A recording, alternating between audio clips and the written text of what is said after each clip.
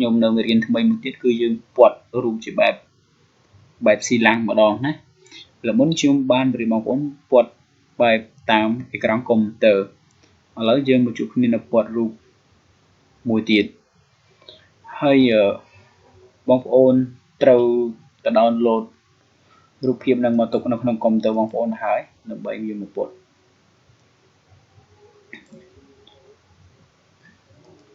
ឥឡូវយើងទាញ background មួយមក background របស់ដែលយើងចង់ពត់ហ្នឹងយើងទាញ background ហ្នឹងមកទាញ background ហ្នឹងមកហើយបងប្អូនចូលទៅយករូបស៊ីឡាំងហ្នឹងមកដាក់ម្ដងតែម្ដងមកគឺយើងតម្លាក់នេះមកហើយយើងចុច Move Tool យើងទាញមកតែម្ដងយើងលុបចេញមួយសិនហើយបងប្អូនចូលទៅយករូប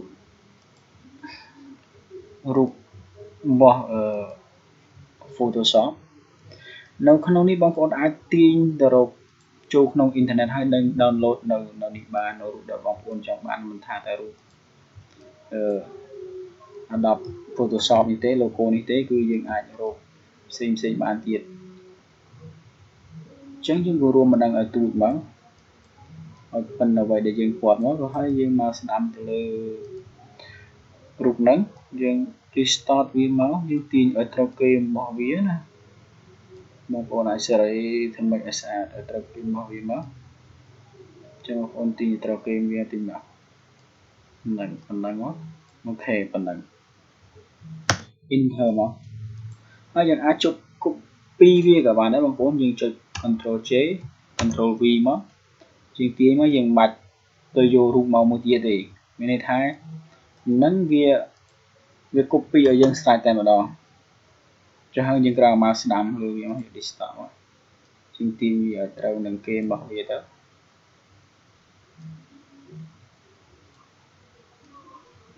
យើងទាញវាឲ្យត្រូវនឹងគេមក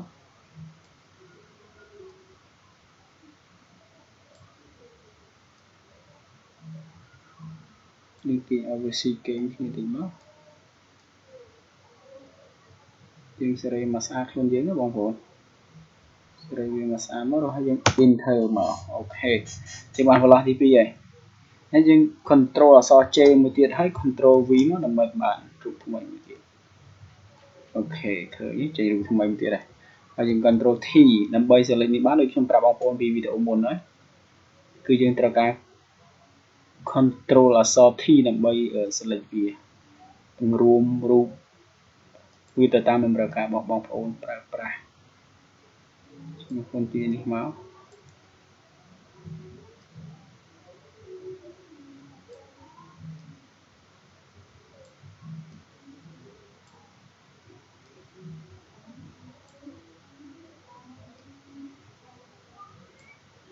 ទាញវាត្រូវគេមវាបានវាស្អាតបងប្អូនបើយើងទាញត្រូវគេមវាទេវាអត់ស្អាតទេ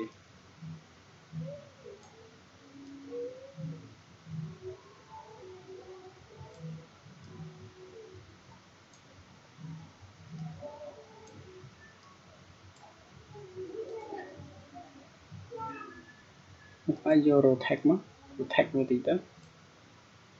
rotate វាតិចហើយយើងយក distort មកវិញមកយើងចុច distort មកវិញមកទាញវាឲ្យវាត្រូវនឹងគេមវាថាមិនត្រូវទេបងប្អូនដាក់ distort ទៅវាទៀត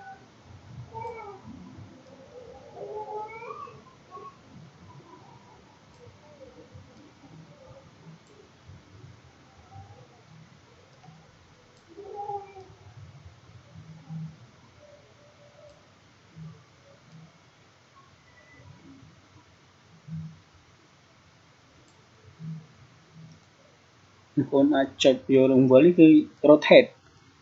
នេះយើងអាចវិលវាបានធ្វើម៉េចយើងដាក់ឲ្យវាមកសមណាយើងដូរទៅមកយើងយក distort តែមកដើម្បីទាញវារូបវារៀងអប់តិច